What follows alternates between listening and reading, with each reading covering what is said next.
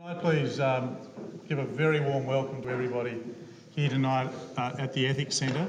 It's lovely to have you here for the second in a series of what we think are really important conversations, because when Di and I started to discuss this issue, the notion that there are so many talented people within the Australian community who are not really being given the opportunity or the recognition which they deserve is not just a matter of justice, but it's also, if I want to be entirely pragmatic about it, also a tremendously wasted opportunity for the country and for those communities that are represented in part here today. So we thought we'd have these conversations, not just for the sake of having a conversation, although they're important, but also as a way to hopefully start feeding in some ideas into the broader Australian community so that you can address this problem, and start to be able to tap into what is there right before everybody's eyes, but often still not seen.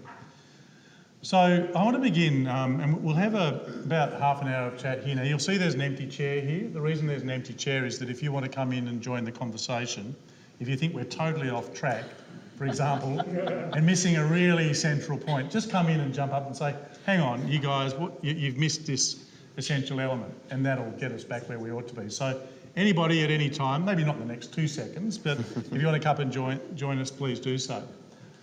So I wanted to put this to you both. I travel within our wider region quite a bit, and one of the things I'm struck by is the incredible noisiness of so many places I go to. There's lots of disputes and ideas and arguments, and it's going on, and so you experience that, and yet you get this stereotypical view in which, in a sense, we've even replicated about people who are having an Asian background as if they are all very quiet. And I just wonder what you make of the stereotype as a starting point. Perhaps you, Ming, who's reputed by Di to be the louder of the two. So that's only during the week. Oh, right. So on the weekend, I'm actually a completely different person. And it's interesting, my husband and I were driving up to the Central Coast on the weekend and having a conversation in the car. He said, gosh, you're really quiet. And I said, well, it's Saturday. Not needing to say anything because I spend my entire week communicating with staff, with investors, with analysts. So you get to a point where I think in your career you learn how to be louder to be heard maybe, or you learn how to change the style of your communication. Certainly my style of communication I would describe as, in Australia, more Australianised. Whereas if you find me in Asia, I actually go back to an Asian type communication. Well, don't tell us what that is at the moment, because I want to see what you think that difference actually is. But just on that core notion, do you think it's just an unfortunate stereotype, or do you see some evidence for why it's actually said? Sure, and hopefully everybody can hear me because I'm mic'd up and I'm very quiet generally.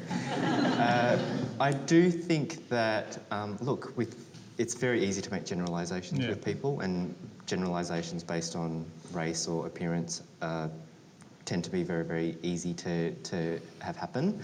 I feel as though people of, I did a training course a couple of weeks ago. It was for a Rojan presenting course, and they taught me how to do eye contact better. And that is actually looking at people in the eye when you're communicating with them. And at the end of it, I was, giving my feedback on the course, and I actually said to them, you know what, I don't think I've ever looked my parents in the eye when I've been talking to them. And it's true when thinking about it that culturally it's not something that I'm used to do, and in terms of people generally from an Asian background and from other backgrounds I might add as well, looking someone directly in the eye is actually quite a confronting thing, whereas in terms of doing business in Australia, conducting business, displaying a sense of authenticity, you do have to look people in the eye. So as Ming was pointing out, you do learn these sorts of behaviours, and in terms of volume, in terms of behaviours, all those sorts of things you can learn. But culturally, I think we are generally different in the way in which we view the world. It's interesting you mentioned other cultures. Aboriginal society in Australia. I spend a lot of time and have kinship ties with people on Groote Island in the Gulf of Carpentaria. And there you will sit looking at the ground, not at each other, and it won't be in the eyes. Long periods of silence, and something will only be said when it needs to be said.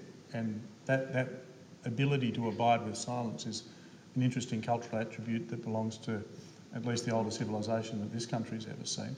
So let's get back to your Ming. You said that there's two Mings in the world. There's the Ming that's in Australia and there's the Ming that's out in Asia. What's the difference? So in Australia, as David said, you look someone in the eye. You address them with your hands, you talk about funny stories, you have your little drinking story, or you have something that makes them feel like, oh gosh, she's Australian as well. You hear my accent is very Australian. When I'm in Asia, so I go up to Asia every 6 months and we have to see a lot of our investors there. So this is both Singapore, probably Hong Kong and Japan. There's very different cultures attached to those countries. And what I found over time is that if I change my accent to an Asian accent, when I'm in Japan, I bow. When I'm in Japan, I'm a lot quieter because they understand me better. They feel like, oh, gee, she's really Asian. She's like me. So just tell me a bit about how you changed. What would your voice sound like? Could you do it? I actually don't know if I could do it in front of you. Just close your eyes. I'm just trying to pick... it's just in my Australian moment. But it's like trying to actually talk to your parents like that, okay? So when you talk to your parents... I can't look at you. When I talk to my parents, it's very much an Asian-based accent because they understand me a lot better. I'm so glad that I remind you of your dad. But But I do that automatically with people in Asia, or I see Asian investors that come down. They understand me better. And when someone understands you a lot better, they trust you, they're more likely to give you money. It's also more likely that they can understand you because I tell you from long experience, the raw Australian accent is very often not understood within the region. The ear is attuned to the British or the American accent. Isn't it interesting that merely looking at me has that effect on you? Yeah. That you can't actually speak like that. And that's a pretty interesting emblem of what one of the issues might be here, that if you're confronted quite often by a dominant culture that demands of you a certain way of behaving, it conditions you almost just when you see it to flip. Yes.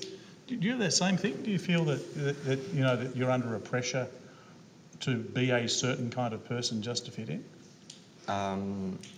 There certainly is that pressure. It's not necessarily unique to the volume of my voice, but I guess purely from a professional perspective, I think that, and in terms of coming to it, bringing ethnicity and background into the conversation, I work at the ABC. It's a content organisation, largely around television and radio and digital output. When I introduce myself as working at the ABC, they're like, people generally are quite, okay, that's interesting, but surprised that I'm not working in IT or finance. And even though I'm head of a digital department, and that includes a content brief, and I'm editor of content which goes out to millions of people, can't get their head around the idea that I might actually be in that type of role. So in terms How do they express that lack of belief? Oh, really?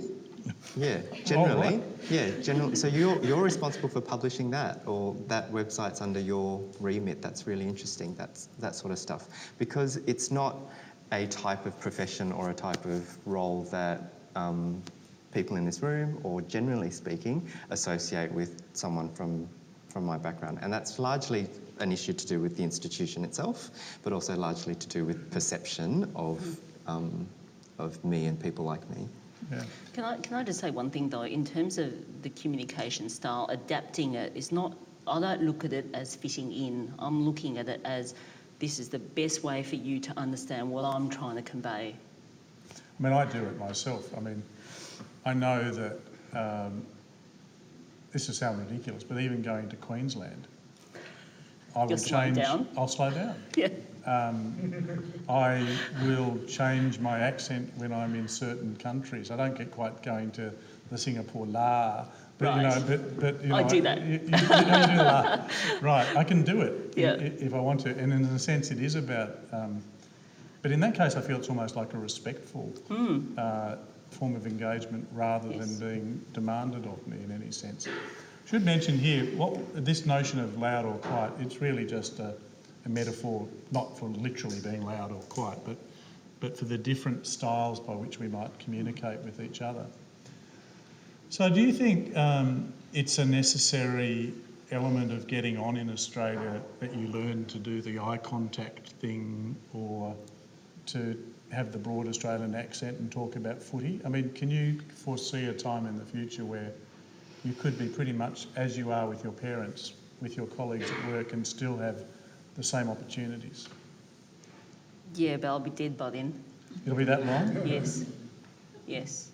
What do you reckon? I'm probably a bit more optimistic, and maybe it's just to do with the way in which I'm thinking about the question, and that is that, look, it's generally about to be successful, it's really important to still be yourself, but be a better version of yourself, I suppose. And in the same way that you kind of adapt to try and get your communication out effectively, it's around trying to do that without losing that sense of yourself.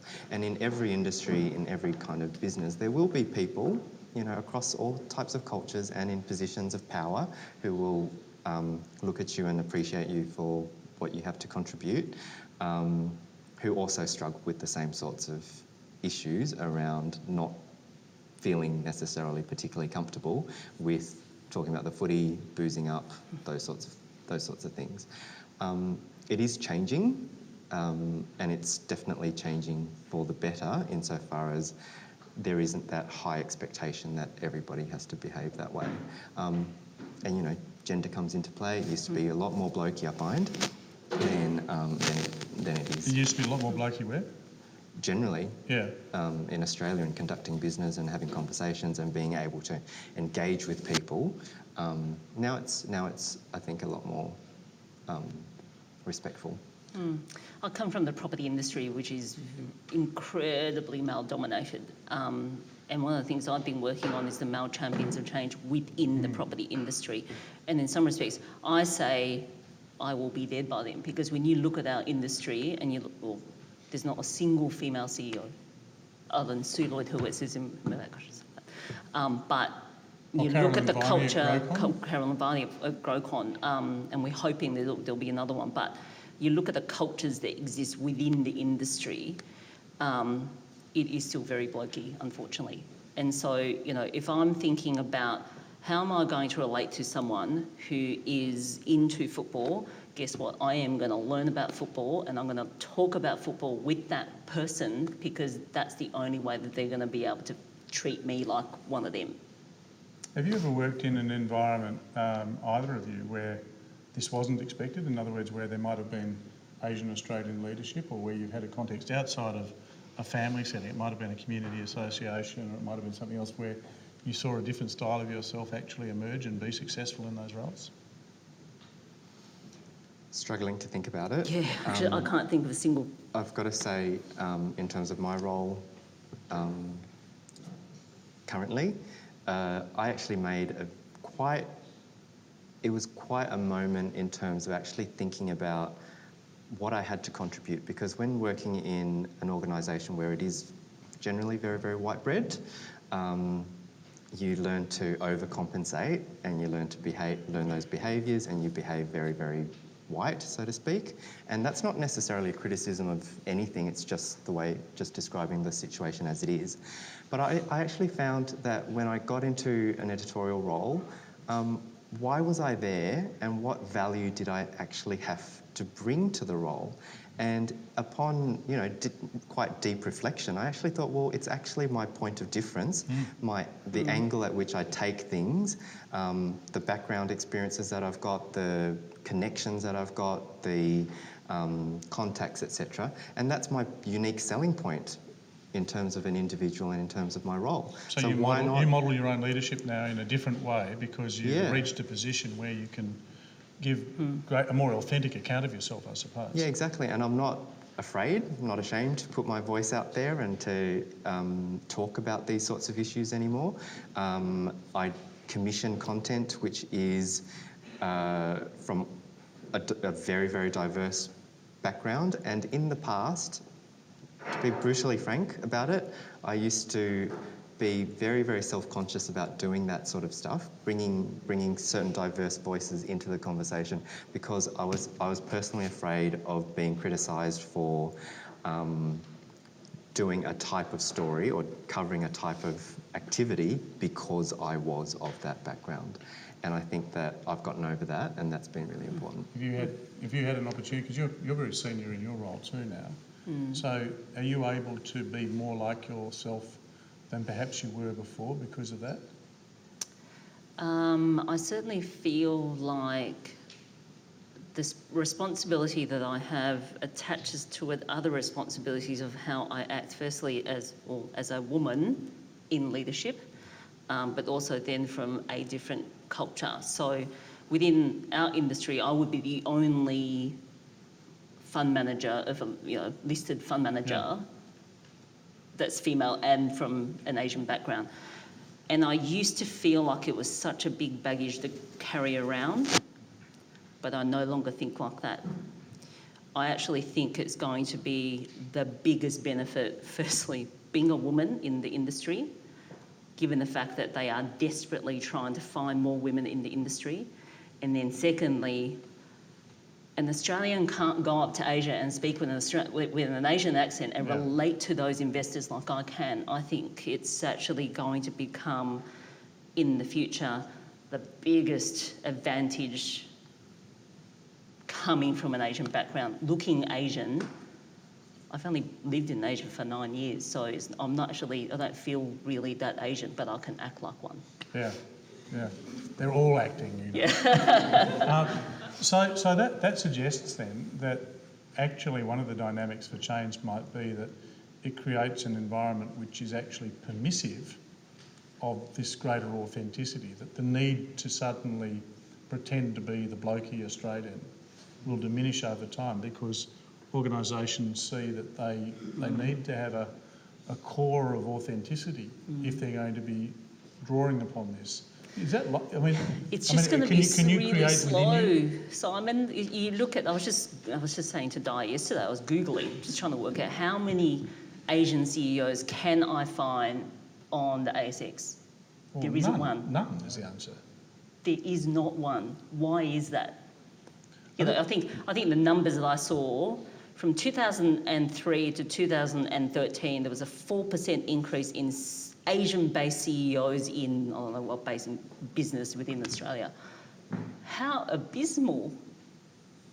So I actually do think, the reason why I say, I'll die before I see this is because there's so many ingrained cultural norms within this country that is going to take a long time to change. And one of the things that I feel like being, Asian, enlisted, etc., the responsibility that attaches to my role is to demonstrate to Australian business, other corporates, to other leaders within the market, you know what, it doesn't matter where you come from, it's what you bring to the role in terms of your skills and your capabilities, etc. Yes, I might look different, I might sound different at certain times, but I can be just as successful as a leader within my industry, within my role, and it really should not matter what I look like.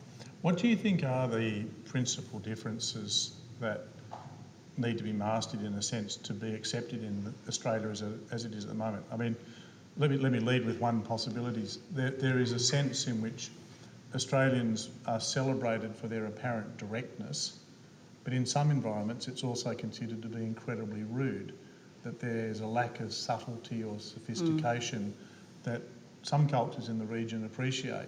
Yeah. And the kind of the interplay, it's almost like the shadows and fluidity of things. Is that one of the things that you see as a difference, apart from how people look and sound? Is there also a way of thinking about relationships, negotiations and exchanges? Certainly within the role that I'm in, I find that because I'm the only woman, probably more because I'm a woman in the group executive, that, if I raise a particular idea, oh, that's crazy, and then you wait, and somebody else brings it up. It's like, God, that's so great. Why didn't we do that before? It's got nothing to do with being Asian. I think it's more... That's a woman thing, I just think. a female thing. Yeah.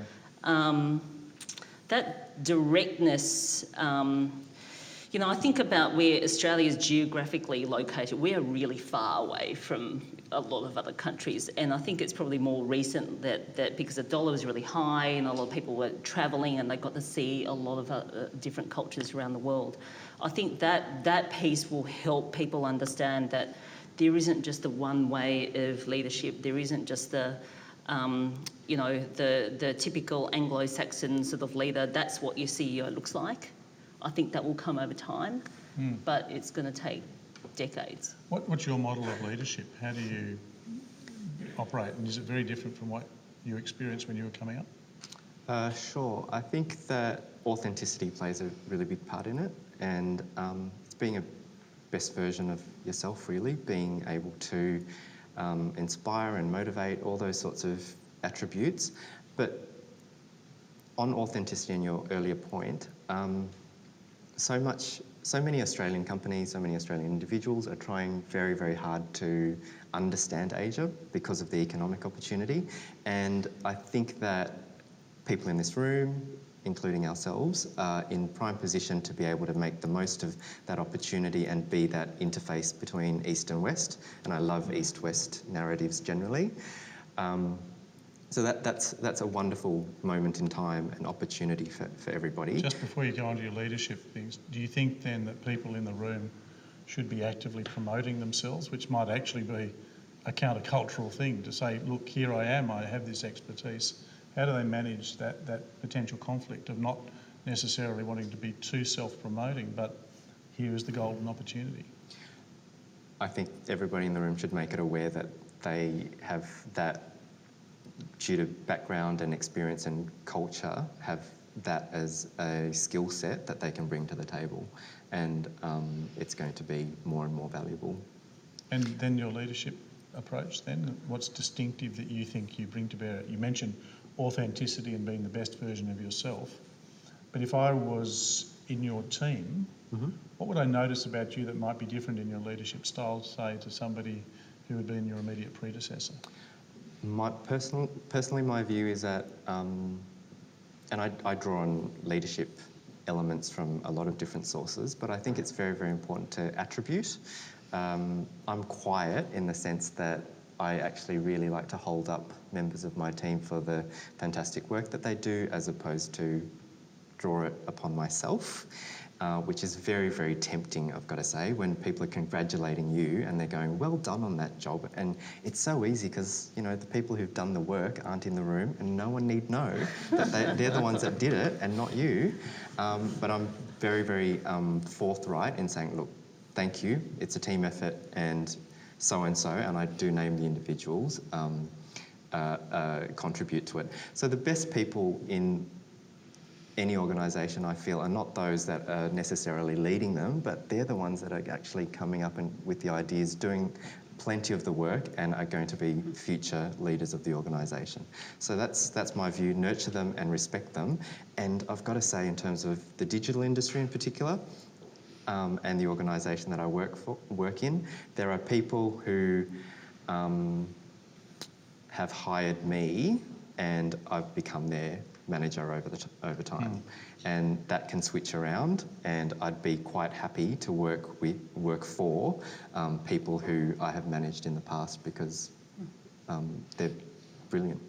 Do you bring something distinctive to your leadership style other than being a woman, but particularly being an Asian Australian woman?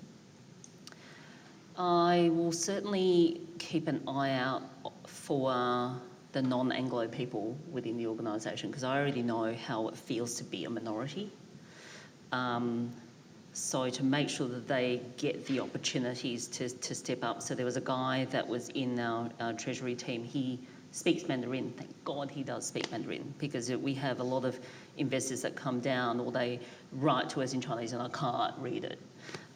He translates it, etc. And there was a moment where we were sending some executives up to China to actually talk to some potential investors into one of our funds. And whilst he has absolutely no experience with that particular fund, we sent him with them, because he was the bridge that you were talking about before. He could translate, but translate in a way that that made sense for the Australian executives who were there and what they were trying to achieve. Just getting any other translator is not going to give you the it's almost like reading between the lines type of communication that sort of comes out. So, would that have happened if I wasn't in my role? Probably not, because I don't think necessarily the guys that are Anglo leaders are going to keep an eye out for that cultural, hey, there's someone who can actually help bridge that for you. Yeah, and it's a important skill. We publish content in 8 languages, and it's not just about translation, it's about transcreation. It's what we kind of call it. Wow. Insofar as it's about the nuances of language, it's about the jokes and, infusing the actual meaning into the message, which can get lost when it's a straight creation. We all know what Google Translate does to things. Yes. And he was able to make sure that they didn't do the cultural faux pas, like he just don't do that, oh my God, don't do that, but, do this, you can accept that, but don't do that. There's only one other thing I would add in terms of, being Asian, do you just sit there and you wait? Hopefully your manager will recognise how great you are and you sort of will get promoted anyway. It just doesn't happen because you're a minority in a country where the Anglo will put themselves out there.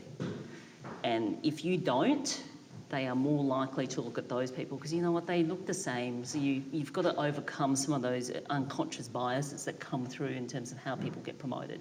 But do you think it's interpreted by people who don't understand that tendency to be slightly more withdrawn in that sense within oneself? Do people mistakenly interpret that as a lack of confidence? Confidence, ambition, just not interested. I think Ken Wu mentioned this last time when we were talking about some of the gender differences. He's a partner in one of the big accounting firms. I think he may be the only one with an Asian Australian background. And there was a bit of a sense there too that this is constantly being misinterpreted as a lack of ambition, a lack of care or concern for the organisation and its interests, and a really big stumbling block for people.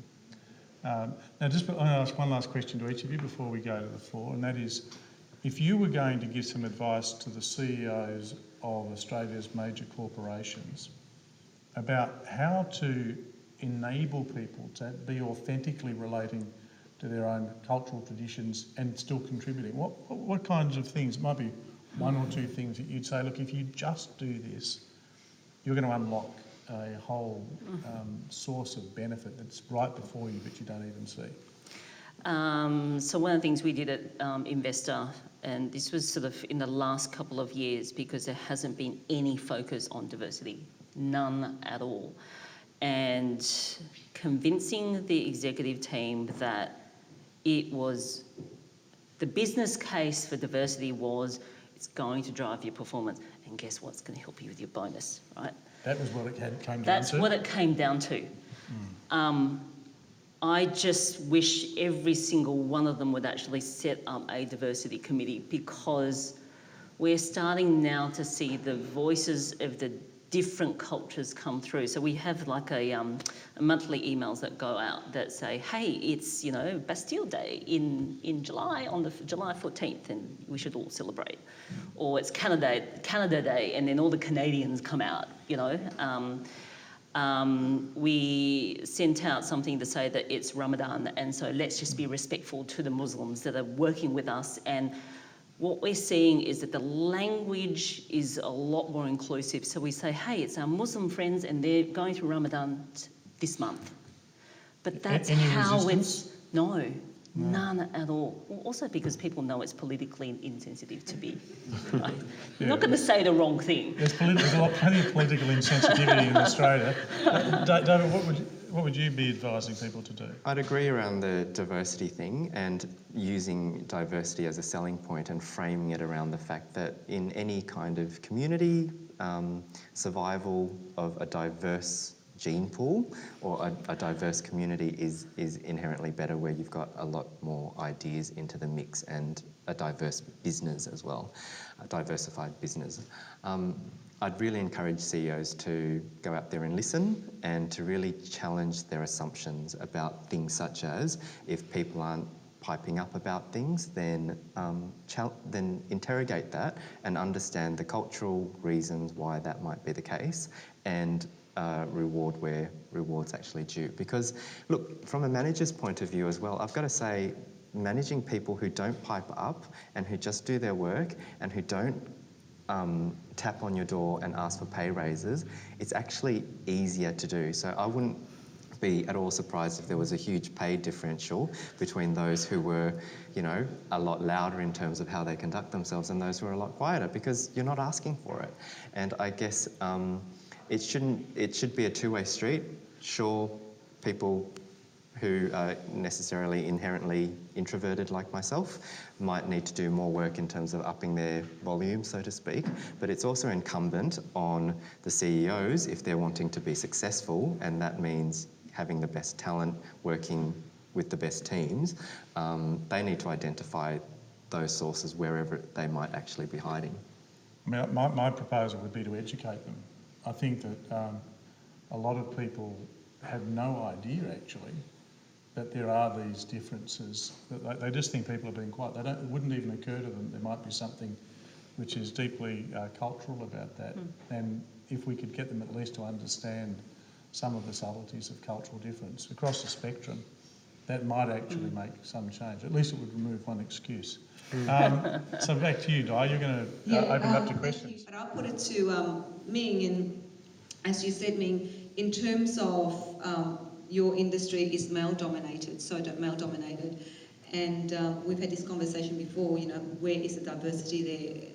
Do we need to talk about diversity beyond gender? And I think it's not only your industry, but I think it reflects across all major institutions in Australia.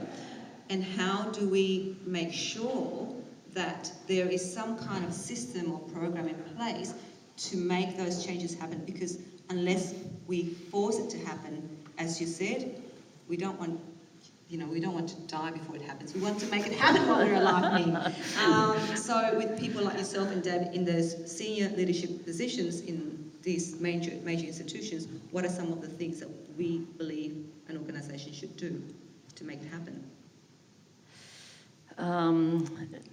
It's actually quite hard because of the cultural biases, and they are so big. I just, what I say to people is, I know it feels really apprehensive to actually put yourself out there. You have to do it. There is absolutely no other way to do it. To have Asian leaders in media is probably the only other thing I would point out, because normally you'll see pictures of CEOs or pictures of leaders and stuff, and it's usually the Anglo person that had, that's the picture you see. And I think there was something in Google recently when they, if you go into Google and you Google images of a CEO, it's the Anglo-Saxon male. Which says to me that there is, and I've held this concern for quite some time, not particularly around gender, but then also for culture, that we need the media organisations, ABC, etc., SBS, all those are here, AFR's here, we need them to represent the diversity of leadership that can come from people that don't look like an Anglo-Saxon male. We have to have pictures of them, we have to have them in the press, and it's not just one person, it's a myriad of people, so they can actually see that, that we're bringing something else that's incredibly valuable to the table, and Australia needs more of us. I just had a really wicked thought. I mean, you get in terrible trouble for doing this, but just imagine if for a week or maybe a month, every time a CEO in Australia's name was mentioned, you substituted their picture for somebody else who was from an Asian Australian background. And you just did that. So Andrew Mackenzie from BHP Billiton would appear as David Clark. I mean, a really interesting thing if the media all did it, even just for a day, to see whether anybody would notice and then what effect it had. Probably can't do that. David? I'll try that on the website. Yeah. Look, I think that it's really important, and again, everybody in this room has a role to play in this, in terms of actually building up genuine excitement and energy around the opportunity here.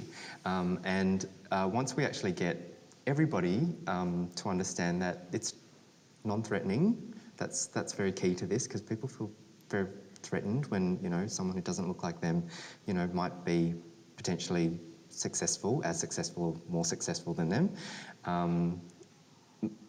Reinforce the fact that there's opportunity with this, and the diversity element as well, because strength comes with diversity. Okay, go to the audience. Before that, sorry, your scene. I forgot to acknowledge your scene. And also, there's a brochure. There's some questions at the back of that brochure. If you don't mind answering some of those questions towards the end of the conversation, so we actually have an idea what it is that we can actually improve at our next conversation. So, who would like to be the first to sit on the chair? I think Jeffrey, you had your hand up. Jeffrey Wang. You have to give him a mic. That's right. Now, I'll give you this mic. You have to speak up, Jeffrey. Speak up, okay. It doesn't actually go to the PA, but it's just recorded. All right. Well, thanks for that. That was a very fascinating conversation. I certainly enjoyed that, and it's a topic I'm very passionate about, and I obviously thought about it for a very long time. What was crossing through my head at the time was, David and Ming has done extremely well, and what was crossing my mind is, if I look at people of Asian Australian backgrounds that's done extremely well in our workplace today, they all tend to be I guess, for want of a better word, misfits. I certainly wasn't a very good Asian person per se. I was way too loud, too opinionated, I lack tact. I don't have the EQ that, my parents expect of me. Funny enough, I did better than most of my friends in Australia. It's kind of, well... Did your parents ever try and counsel you to yeah, have more... What would they say to you? Oh, look, you have to be humble. You have to, do the hard yards and wait your turn. It's the same sort of thing, they'll never work, and, these are the roads that you're expected to follow, be an accountant, doctor, whatever, I'm sure you've heard all the same thing before. But the point I was trying to make is we're actually promoting people from a small part of our gene pool. I know there are way more people of Asian extraction that's better than myself, that just does not have the ability, the opportunity to get ahead. So we're missing the point. Are we, instead of actually looking at how to change ourselves to become better leaders in the traditional definition of leadership, is it a case of actually understanding what makes good leaders? Now, as David was talking about how he recognises team, right? That in itself is a very Asian attribute. You give credit where it's due.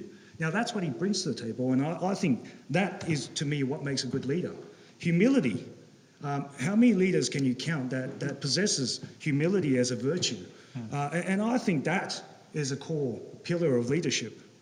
But certainly, it probably isn't a pillar that's recognised as much in this particular context. So, and you asked the question around how can we educate the CEOs? Well, I can tell you, I've thought about this a lot. How do you tell someone they live in the matrix if that's all they know in their life? Yeah.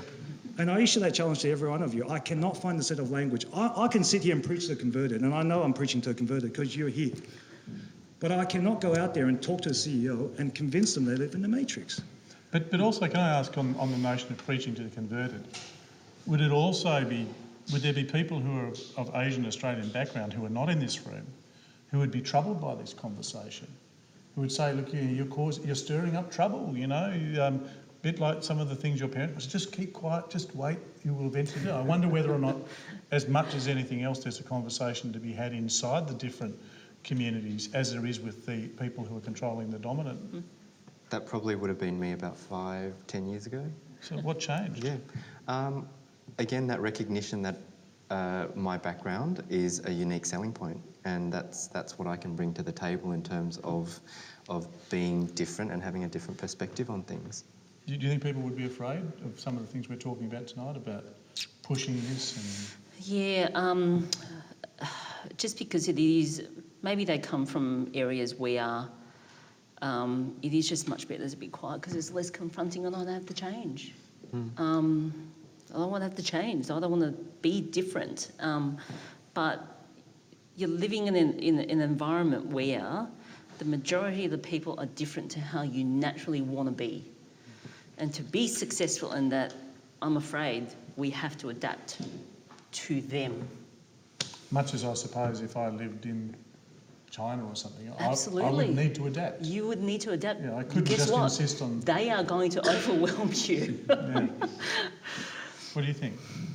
Yeah, look, that was me 5 years ago as well, and I'll tell you what's changed. The reality is we're missing the boat, right? In Australia, I mean, we're virtually just missing out on the Asian century. I mean, do you think that China's only booming in, I suppose, iron ore or... no, they're booming in everything else. We're virtually missing the boat. The problem with Australian business psyche is also one with being too conservative.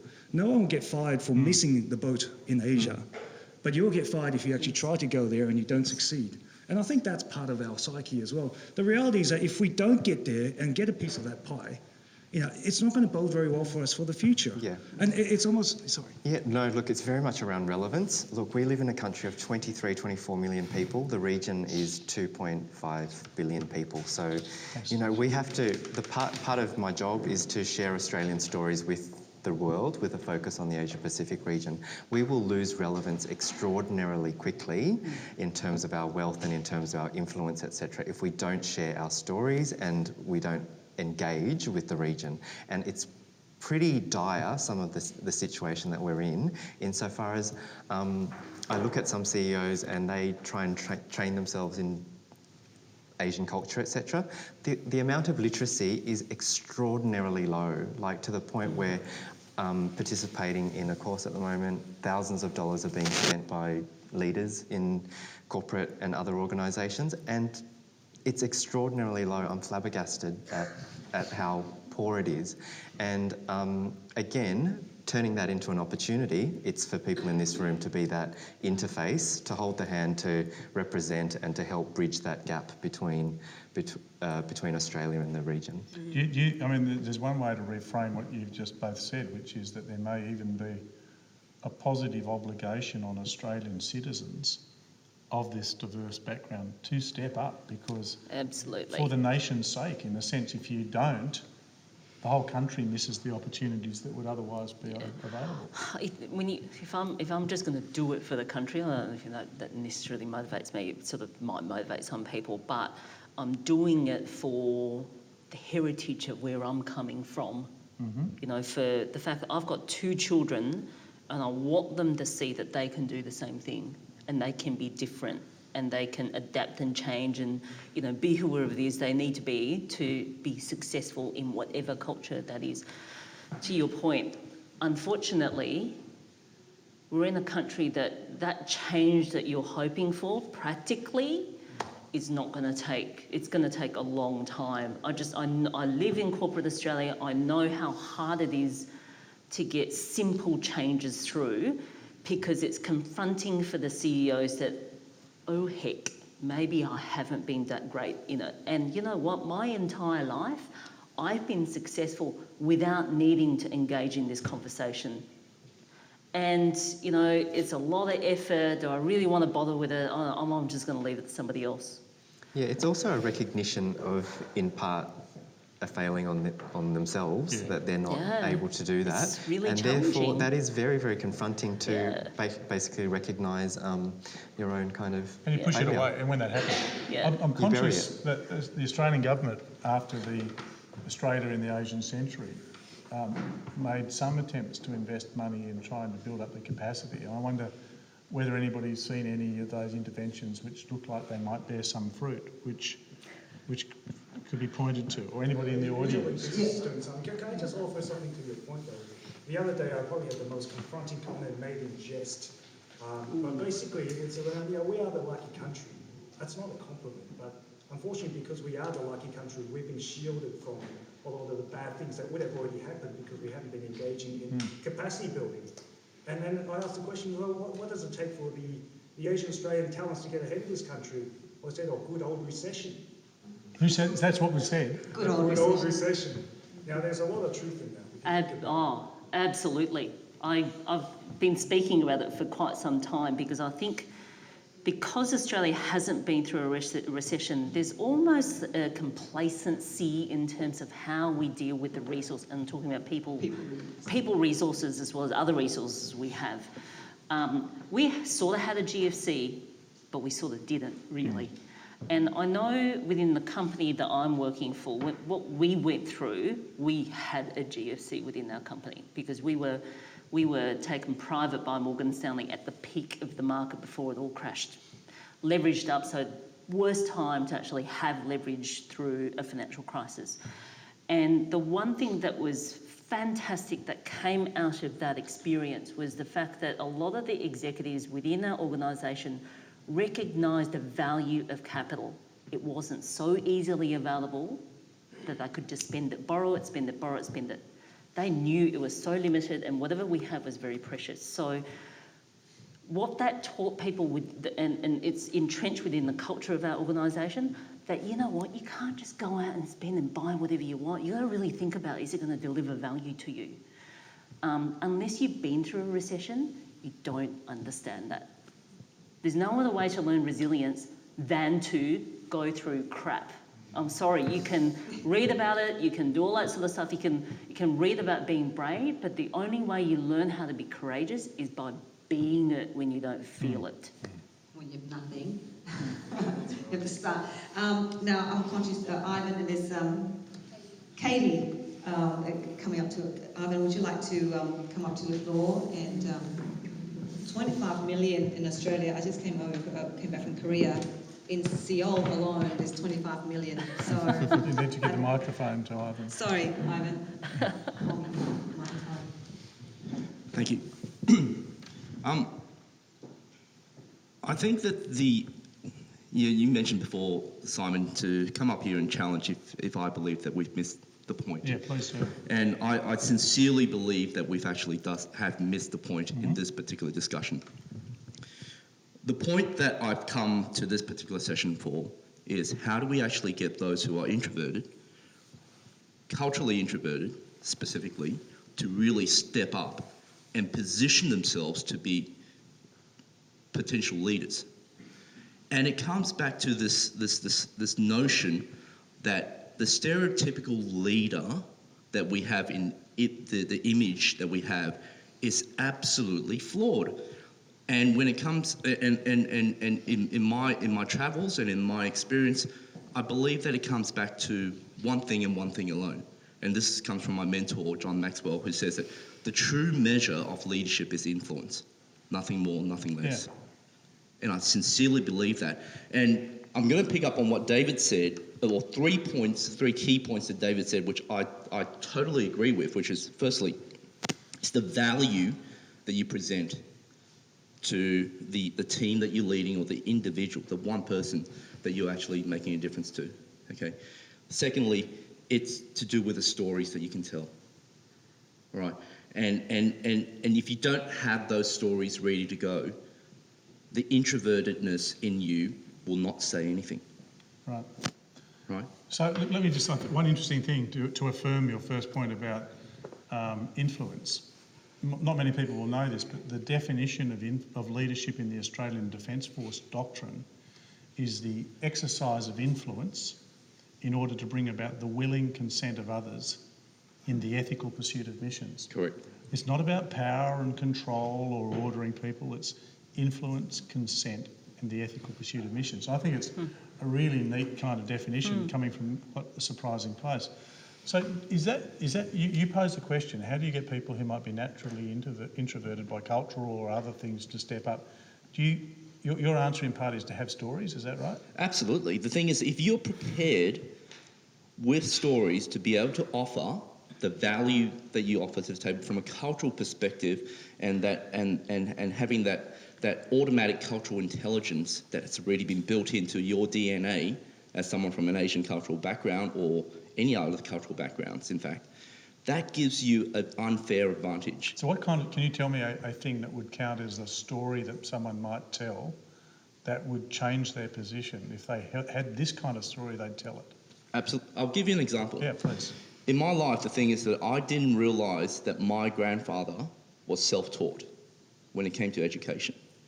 And he subsequently became a great philanthropist when it came to sponsoring education and building schools and so on and so forth. I didn't know that. I didn't know where that came from. And for me, once I found that out, and Dr. Google actually helped me there, once I actually found that out, it made a huge difference to me, because the thing is, I could then think about why was it so important for him to have invested so much in me to get a private school education, to go on to get to get double degrees and blah blah blah. I'm not going to go on about that. But the point that I'm trying to make is the stories that I could tell now with regards to the value of education from that particular story alone, from someone who was self-taught, learnt from just basically running the store, the sundry store that he and my great-grandfather owned and built in Singapore, is absolutely priceless when it comes to teaching others about the value of education. This must That's be just one music. example. This must be music to your ears as a storyteller, effectively through your digital channels. Yeah, look, absolutely. And I think that, a really good tip to always have a bunch of stories up your sleeve, but also to use every opportunity that you've got in terms of interacting with other people as an opportunity to sell yourself and to sell your journey and to represent and all those sorts of things as well. So, we talk a lot about the elevator pitch with people, but every interaction, think about it instead of, if you're sharing a lift with a colleague or someone more senior or socially or what have you, and they're asking you, how are you, what are you up to, instead of just, the usual droll, yeah, whatever, for my weekend, you actually do a bit of a sell job. Yeah. And you use those 40 seconds to actually tell a quick story, a narrative that is powerful, that will remain with them, and you tell it once, it's going to stick. You tell it again, it'll even be stickier. But use those opportunities to engage. And a really good point around introverted people taking those opportunities of actually being in the proximity of those in power, and be it in a lift or otherwise, to put themselves out there. So here's the thing. So I'll summarise by saying that I do believe, Ming, that you're right in terms of top-down. Existing leaderships need to work tremendously hard on their cultural, their unconscious biases, and as well as their cultural intelligence. Now, the point that I'm trying to make there is that you know that culturally Asia is very, very diverse in itself. So, you teach someone something on China and ask them to apply it in Japan, they're going to be shot, right? So the point there is that there needs to be a framework in terms of cultural intelligence that they need to learn. So, and there are frameworks out there available, okay? They don't need to know every single culture there is available. They just need to know the framework and how to apply it and tap into the expertise that are in the house, okay?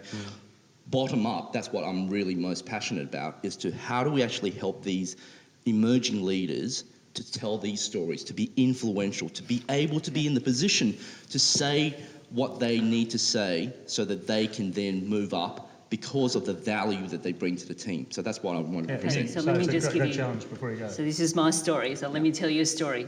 7 years ago, I was sitting as a bean counter in the finance team. So typical Asian person in the finance team.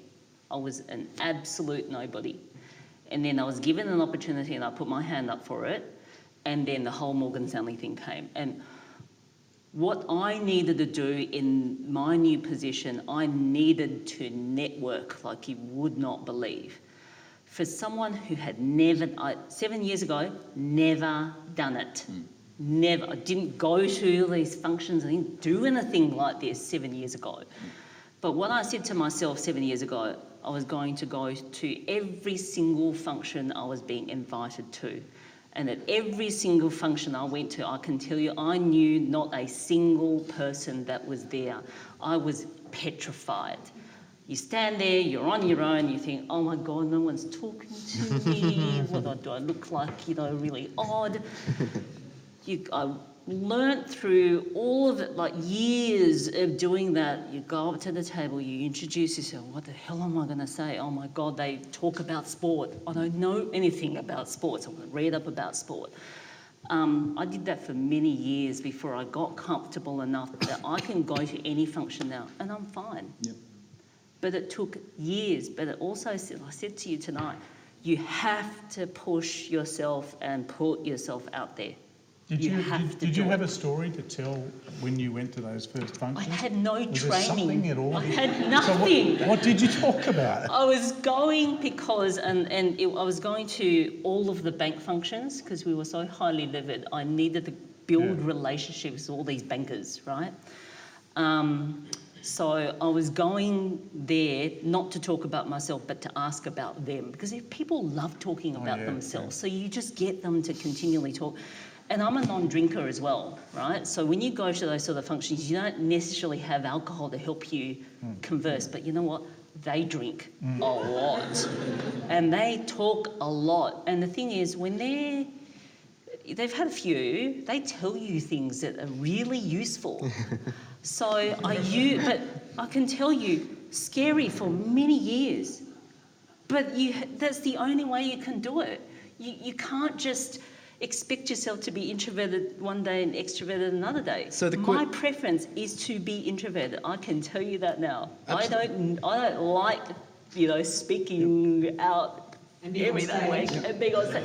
It's not my natural thing, but I do it because I'm in a position of responsibility to set a change. So, I mean, what you're doing is that you're elevating your level of intentionality, and that's beautiful. And I think that that's one of the things that I'm most excited about, and this is a plug for Dawn and Di, is that what I believe sincerely that this organisation is all about, and I'm so supportive of it, is the ability to actually help people get that voice known and get that voice out there so that it doesn't take them 7 years. Yeah. You do touch on a very, very interesting kind of behaviour, and that is that refugee background for me. My parents definitely, or pretty much gave up their opportunities, etc., for the sake of the three of us. It's almost like what you're suggesting is that, you know what, it might be too late for this group and this group. Let's really focus in on the young ones and let's see how it can be better. And that's a really interesting idea, I think. Thank you. Thanks, Simon. I'm conscious of the time. I know we're supposed to end at 7:30. I know there's one question, Kate. I'd want to have Katie get on stage to ask that question. I think 7 years is when I started to come out too.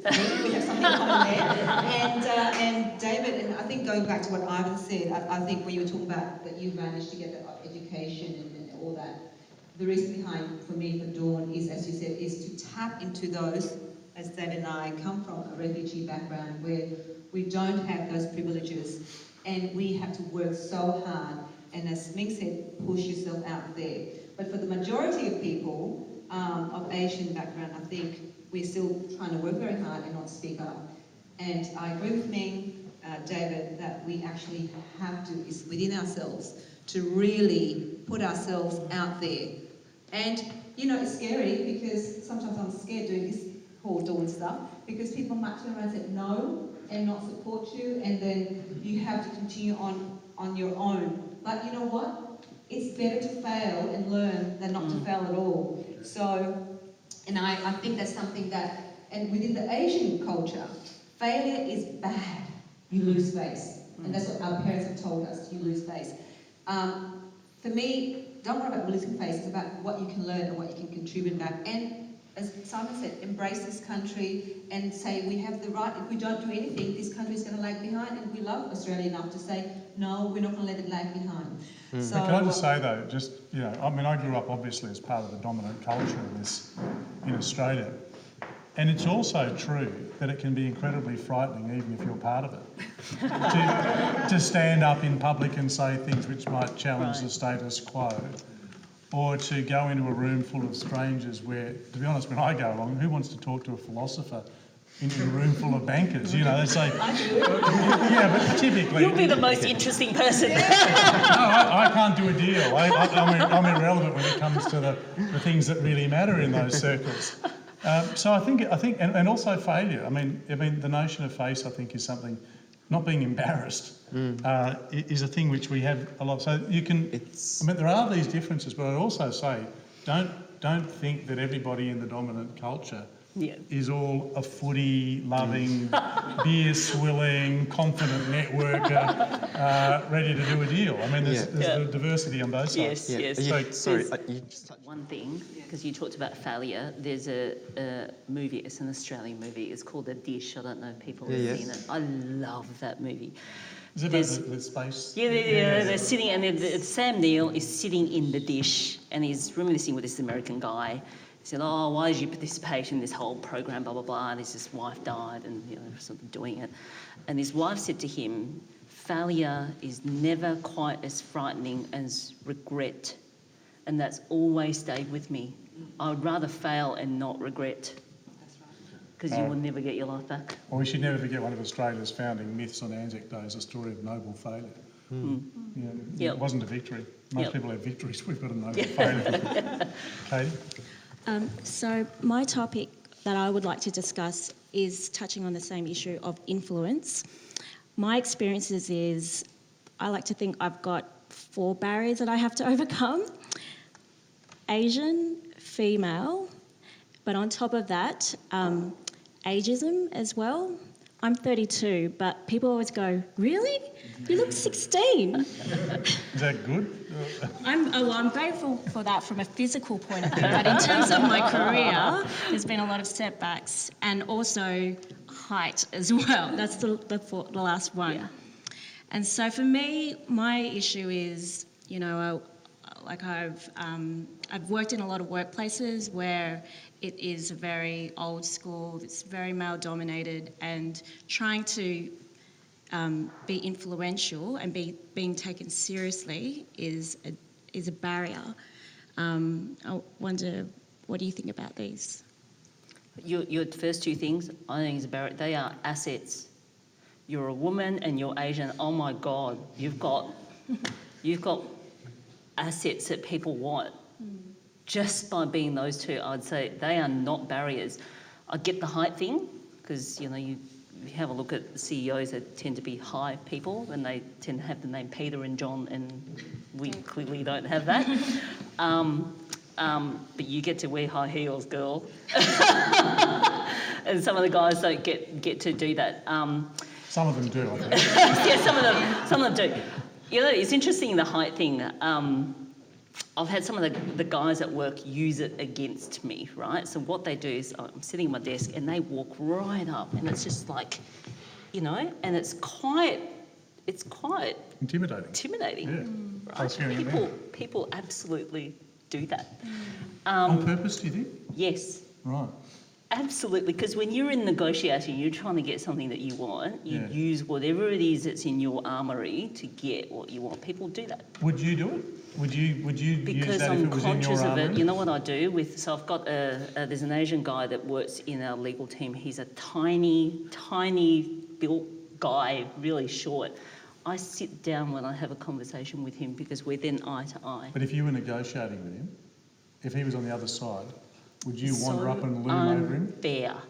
Would It you? just feels really unfair. But you wouldn't do it then? No, Right. because we sit down Yeah, to have yeah, that conversation. Yeah, Yeah. I guess there's a level of, it's about an ethical Yeah, win. it's how you behave. Yeah. But look, in terms of answering your question, I guess I'd certainly reframe it in the way of, in terms of your physicality, ageism actually works the opposite way in many industries, and you're very lucky that, you do look 16 as opposed to looking 32.